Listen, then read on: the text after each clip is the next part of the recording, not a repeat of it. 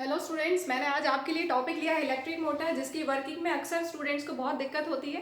तो वर्किंग से पहले उसके बारे में थोड़ा सा, इलेक्ट्रिक मोटर कहाँ कहाँ यूज़ होती है, जहाँ पर भी आपको मोशन रिक्वायर्ड है, जैसे फैन में, इलेक्ट्रिक फैन में, टेबल फैन, सीलिंग फैन, कोई भी फैन जिसमें मोशन हो रहा है, रोटेटरी मोशन हो रहा है, वहाँ पर हमें मोटर लगानी पड़ती है। इसके अलावा वॉशिंग मशीन में, रेफ्रिजरेटर में, मिक्सर्स में, यहाँ सब, इन सब में जहाँ पे भी आपको रोटेशन रिक्वायर्ड है वहाँ हम यूज़ करते हैं इलेक्ट्रिक मोटर। ठीक है, तो अब इलेक्ट्रिक मोटर क्या है? It is a device which converts electrical energy into mechanical energy. आप जस्ट सपोज करो आपने स्विच ऑन किया और फैन में रोटेशन आ गया, तो क्या हुआ? वहां मोटर लगी हुई है, तो इलेक्ट्रिकल एनर्जी को उसने मैकेनिकल एनर्जी में कन्वर्ट किया। ठीक है, तो ये क्लियर। इसके बाद ये किस प्रिंसिपल पे बेस्ड है, इसका कंस्ट्रक्शन में क्या क्या यूज होगा और वर्किंग, वो सब मैं डिटेल में लेती हूँ। ठीक है, तो ये प्रिंसिपल और कंस्ट्रक्शन को हम वर्किंग के साथ में ही समझते जाएंगे। तो यहाँ पर हमने सेटअप बनाया है जैसा कि आपकी एनसीईआरटी बुक में गिवन है। North pole and south pole of a horseshoe type permanent magnet. उसका नॉर्थ पोल यहाँ है और साउथ पोल उस साइड पे है। ठीक है, तो अब फील्ड लाइंस का डायरेक्शन क्या होगा? जो कंस्ट्रक्शन में मैंने लिखा है पोल्स, ठीक है, ये मैंने बता दिया आपको। हॉर्सशू टाइप परमानेंट मैग्नेट लेंगे। अब फील्ड का डायरेक्शन क्या होगा? फील्ड हमेशा नॉर्थ से इमर्ज होती है और साउथ में मर्ज होती है, ये आपने पढ़ा हुआ है। Field lines emerges from north pole and merges towards south pole. तो फील्ड का डायरेक्शन ये हमें मिल गया। ठीक है,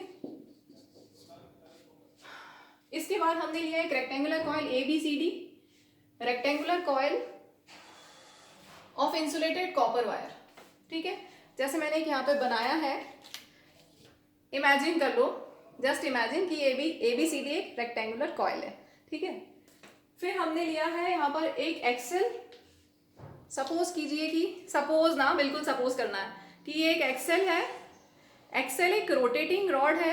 axle is a rod that supports rotating coil.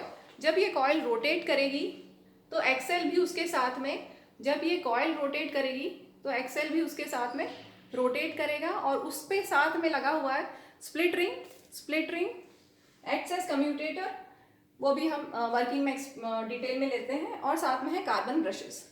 ठीक है, तो जब हम यहाँ पर स्विच ऑन करेंगे तो क्या होगा? करंट फ्लो होगा यहाँ से, पॉजिटिव टर्मिनल से बैटरी लगाई हुई है, प्लग इन की कर दिया, तो करंट यहाँ से कार्बन ब्रशेस से होता हुआ, स्प्लिट रिंग P से होता हुआ A से B से C से D, और यहाँ से ऐसे होते हुए सर्किट कंप्लीट हो जाएगा। ठीक है, तो यहाँ पे आपको क्या देखना है? फील्ड का डायरेक्शन आपके पास है, करंट का डायरेक्शन अभी जस्ट मैंने बताया। तो अगर फील्ड का डायरेक्शन आपके पास है, करंट का डायरेक्शन आपके पास है, तो force acting on the conductor आप निकाल सकते हैं। Force acting on the conductor कैसे निकालते हैं? By using Fleming's left hand rule.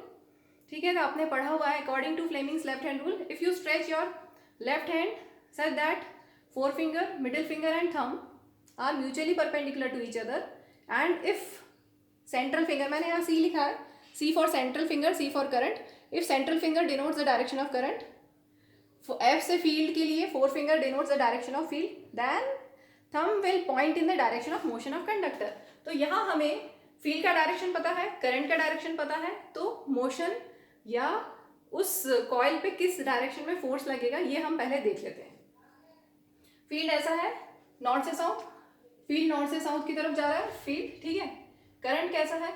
A से B की तरफ जा रहा है, कॉइल A से B, तो अब ये करंट को डायरेक्शन हम A से B कर दें ऐसा। ठीक है, तो फील्ड ऐसी है, जैसे मैंने ये कॉइल बनाई है, मेरी कॉइल में करंट जा रहा है A से B में, करंट का डायरेक्शन हम ले लेते हैं A से B, जैसे यहाँ पे मैंने डायरेक्शन दिखा दिया, A से B की तरफ करंट जा रहा है हमारा इनिशियली। ठीक है, आफ्टर हाफ रोटेशन हम सिचुएशन देखेंगे क्या होती है। इनिशियली करंट A से B की तरफ जा रहा है, तो करंट का डायरेक्शन ऐसा, फील्ड ऐसी, तो थंब किधर पॉइंट कर रहा है? Downward, right. तो thumb is pointing downward, that means force on the arm AB initially, force on arm AB is downward। अब इस पे जब डाउनवर्ड फोर्स लगेगा, देखो आप, ये कॉइल हमारे पास है, रेक्टेंगुलर कॉइल ऐसे रखी हुई है, फील्ड का डायरेक्शन नॉर्थ से साउथ की तरफ है। अब इसके ऊपर फोर्स लग रहा है जो इसको डाउनवर्ड मूव कर रहा है ऐसे। ठीक है, इसके बाद क्या होगा, वर्टिकल पोजीशन आने पे क्या होगा। अब इसके साथ में हम एक्सेल और स्प्लिट रिंग को भी ले लेते हैं, साथ में कार्बन ब्रशेस। एक चीज ध्यान रखना, ये जो कॉइल है ABCD कॉइल के साथ P और Q स्प्लिट रिंग वेल्डेड की हुई है, वेल्डिंग की हुई है इनकी, वेल्डेड है, दे आर वेल्डेड अटैच्ड। मैंने यहाँ पे मान लो कि ये एक्सेल है, ठीक है, ये एक्सेल है, रोटेटिंग रॉड है, इस पे एक स्प्लिट रिंग है, एक रिंग जो स्प्लिट है, ठीक है, दिख रहा है सबको स्प्लिट रिंग। तो मैंने इधर लिखा है P और ये P पार्ट और ये वाला Q पार्ट। तो बुक में आपकी जो दिया है उधर ये P और ये Q, तो P split ring P A से अटैच है और स्प्लिट रिंग Q D से अटैच है, ठीक है। तो कुछ ऐसे P और इधर Q, ठीक है, क्लियर, सबको क्लियर।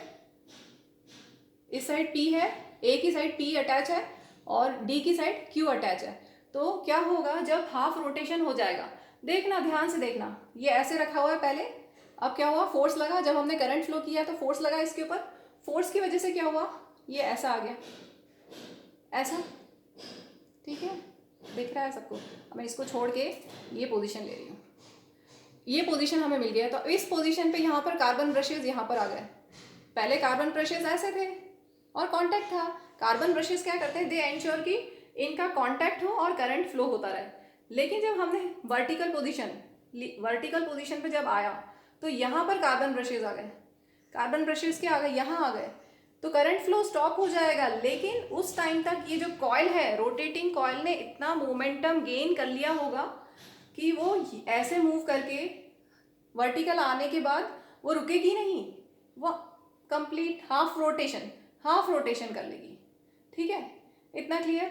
अब देखिए हाफ रोटेशन के बाद क्या होगा, वापस देखो कॉइल में ABCD लिखा है, A के पीछे मैंने A लिखा है, B के पीछे B लिखा है और C के पीछे C लिखा है और D के पीछे D, ठीक है। तो ये पहले इनिशियली ऐसा था और फोर्स उसके ऊपर आर्म AB के ऊपर डाउनवर्ड फोर्स लगा। अच्छा CD पे भी तो फोर्स देख लें, मैं तो भूल ही गई बताना, CD पे भी तो फोर्स लगेगा, CD पे करंट का डायरेक्शन ये, ठीक है, C से D की तरफ करंट आ रहा है।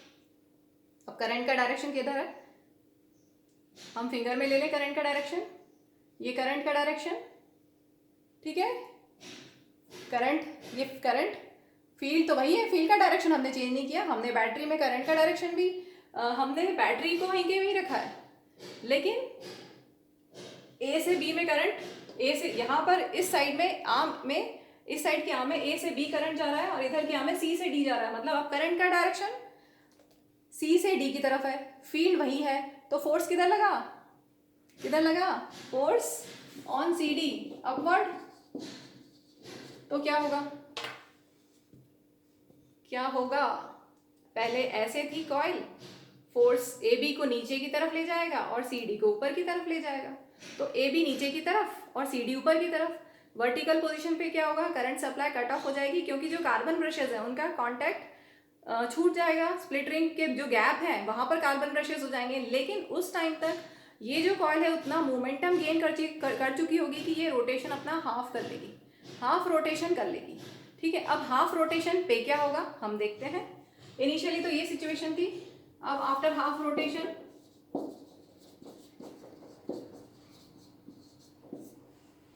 देखेंगे, ये इनिशियल पोजीशन है, हाफ रोटेशन के बाद कॉइल ऐसे हो गई। अब क्या हमने बोला हुआ है कि वो जो हमारी स्प्लिट रिंग थी और एक्सल था, स्प्लिट रिंग उसके साथ अटैच्ड है, वेल्डेड है, और जो कार्बन ब्रशेज है वो जस्ट टच किए हुए हैं स्प्लिट रिंग को, ठीक है। तो एक बार फिर से कोशिश की आपको समझाने की, इस तरह से बना के। पहले ऐसे था, देखेंगे PQ दिख रहा है सबको, इधर यहाँ पर P लिखा है और इधर Q लिखा है, ठीक है। पहले ऐसे था, ये अटैच है, अब क्या हुआ, ये ऐसे मोशन होके ये ऐसे आ गया, ठीक है, थोड़ा सा गड़बड़ हो रहा है, ऐसे मान लो, ठीक है। क्या हुआ, P तो A के साथ ही रहा और Q D के साथ ही रहा। लेकिन क्या हुआ, नई पोजीशन देखते हैं। नई पोजीशन में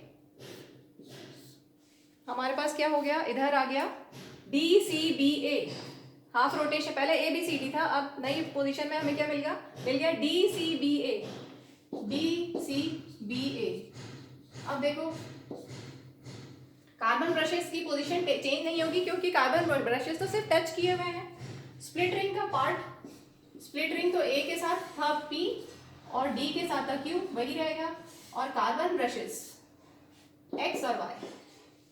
तो अब क्या हुआ, दिख रहा है ना नीचे का पार्ट? नहीं दिख रहा, थोड़ा सा नहीं दिख रहा, कोई बात नहीं। अब ये समझ लो कि अब इधर X और इधर Y तो वही है, लेकिन यहाँ पर P Q की जगह चलो मैं यहाँ चेंज कर देती हूँ, इधर Q और इधर P हो गया हाफ रोटेशन के बाद। ठीक है, हाफ रोटेशन के बाद इधर Q, स्प्लिट रिंग इस साइड आ गई Q और ये इधर चला गया, और इसकी वजह से यहाँ पर क्या हो गया, करंट DCBA में फ्लो करेगा। DCBA ऐसे फ्लो करेगा। अब हम फोर्स देखते हैं कि कैसा लगेगा। DC आर्म पे फोर्स कैसा होगा आफ्टर हाफ रोटेशन, यहाँ लिखा है मैंने after half rotation force on CD DC कैसा होगा, अपवर्ड या डाउनवर्ड। चलो करंट D से C जा रहा है, करंट तो ऐसे ही जा रहा है। ठीक है, करंट का डायरेक्शन ये, तो same rule, Fleming's left hand rule, current ऊपर की तरफ है, फील्ड का डायरेक्शन ऐसे है, तो फोर्स किधर लगेगा, करंट अपवर्ड, फील्ड ऐसे, तो फोर्स ये thumb is pointing in the direction of force, force downward, तो डीसी पे फोर्स डाउनवर्ड लगा। और फोर्स मैं यहां लिख देती हूँ AB के पर फोर्स कैसा लगेगा, force on AB after half rotation, AB पे फोर्स कैसा लगेगा, AB ये B से A जाएगा करंट ऐसे, B से A करंट जाएगा। ठीक है, तो करंट ऐसे जा रहा है, फील्ड ये है, ये करंट ये फील्ड, तो फोर्स किधर लगेगा, अपवर्ड। तो देखो AB पे पहले फोर्स डाउनवर्ड लग रहा था, अब AB पे अपवर्ड फोर्स लगेगा। CD पे पहले अपवर्ड फोर्स लग रहा था, अब CD पे डाउनवर्ड फोर्स लगेगा। तो क्या हुआ, वापस से ABCD, पहले जब ये ऐसे था तो AB पे नीचे फोर्स लगा, CD पे ऊपर ऐसे हो गया, ऐसे करके ये हाफ रोटेशन हो गया। अब क्या हुआ, CD पे फिर से डाउनवर्ड फोर्स लगा और AB पे अपवर्ड फोर्स लगा, तो फिर से हाफ रोटेशन। अब इमेजिन कर लो यही रोटेशन बहुत फास्ट होगा और कॉइल फास्ट रोटेट करेगी। ठीक है, तो इस तरह से कॉइल में रोटेशन होता है। मैंने यहाँ पर फिगर में अभी बताया था, स्प्लिट एक्सेल नहीं बनाया है, एक्सेल यहाँ पे बना दिया है ताकि आपको क्लियरली फिगर समझ में आए कि किस तरह से एक्सेल पे स्प्लिट रिंग लगी हुई है। ठीक है, तो आई थिंक ये वर्किंग पूरी हो गई है, इसमें कुछ और बचा तो नहीं है। एक बार चेक कर लेते हैं। हमने रेक्टेंगुलर कॉइल ले लिया, ABCD, थर्ड पोल्स ले लिए हैं, axle, split ring, carbon brushes. अच्छा, यहाँ पर एक और इम्पॉर्टेंट चीज जो एग्जाम में बहुत बार पूछी जाती है, कम्यूटेटर का फंक्शन क्या है। What is the function of commutator? Commutator means split ring, ये जो रिंग है स्प्लिट रिंग, ये क्या कर रही है, it reverses the direction of flow of current. ठीक है, आपने देखा कि करंट का डायरेक्शन पहले A से पहले क्या था, ABCD था, करंट पहले जा रहा था ABCD, उसके बाद DCBA, तो करंट का डायरेक्शन रिवर्स हुआ स्प्लिट रिंग की वजह से। ठीक है, तो स्प्लिट रिंग का फंक्शन क्लियर हो गया। और कार्बन ब्रशेस क्या करते हैं, दे एंश्योर कांटेक्ट ताकि करंट फ्लो हो सके। ठीक है, तो इस तरह से ये वर्किंग कंप्लीट हो गई। Thank you.